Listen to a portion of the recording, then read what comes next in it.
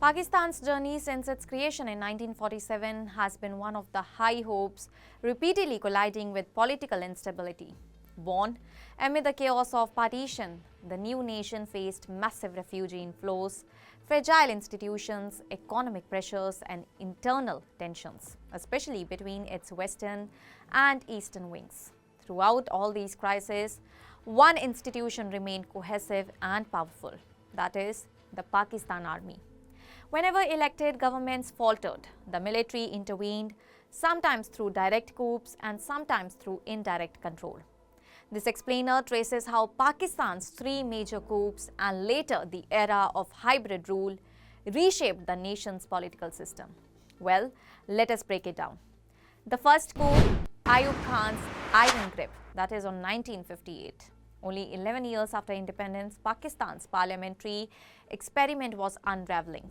Prime ministers changed frequently, and the 1956 constitution failed to stabilize the system. On October 7, 1958, President Iskandar Mirza declared martial law and appointed Army Chief General Ayub Khan to govern. Weeks later, Ayub removed Mirza and consolidated full authority.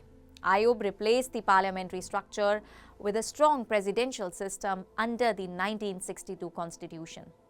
His basic democracy scheme created local council whose members indirectly elected the president, centralizing power and weakening political parties. His decade in power brought economic growth, industrialization, and close US support during the Cold War. But political freedom shrank. The press was censored and courts were undermined. Most importantly, East Pakistan felt neglected and marginalized, setting the stage for the 1971 breakup.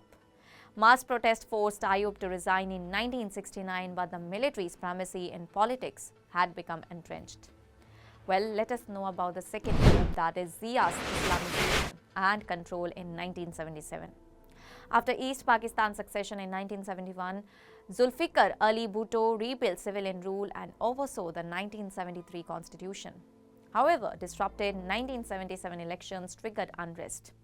On July 5, 1977, Army Chief General Zia-ul Haq ousted Bhutto, imposed martial law and suspended the constitution. Zia ruled for 11 years, shaping Pakistan's politics, laws and identity. His Islamization program introduced the Hudud ordinances and other laws that imposed severe punishments, disproportionately affecting women and minorities. He weakened political parties through non-party elections in 1985, intentionally dividing civilian leadership. Bhutto's controversial execution in 1979 left lasting bitterness. Under Zia, the military expanded into business and economic sectors, while media censorship and public punishments became common. Zia died in a plane crash in 1988, but his political and legal legacy endured. The third coup, Musharraf's soft takeover in 1999. The 1990s saw unstable civilian government led alternatively by Benazir Bhutto and Nawaz Sharif, with recurring friction between elected leaders and the military. After the Kargil conflict with India, Sharif attempted to replace Army Chief General Pervez Musharraf. The military responded with a takeover on October 12, 1999. Musharraf presented himself as a modernizer. He allowed private TV channels and introduced local governments, but constitutional amendments shifted power from parliament to the presidency.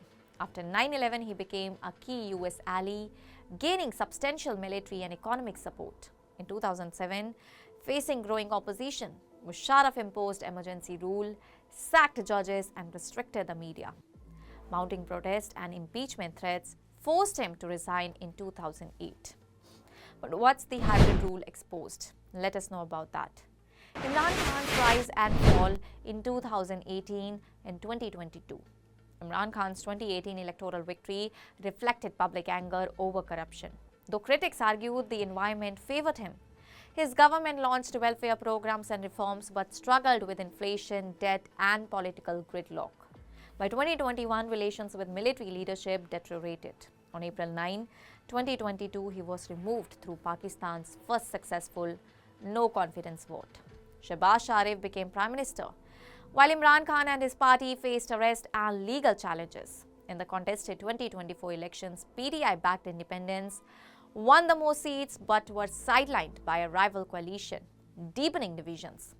But what's the debate today?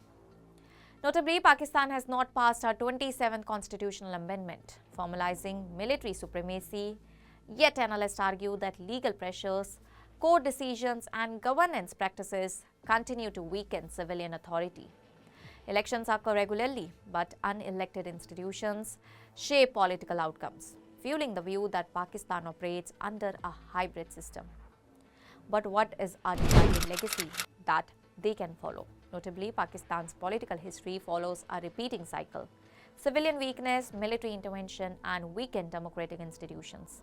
Yet public participation, protest movements, and determined voters show that democratic aspiration remains strong.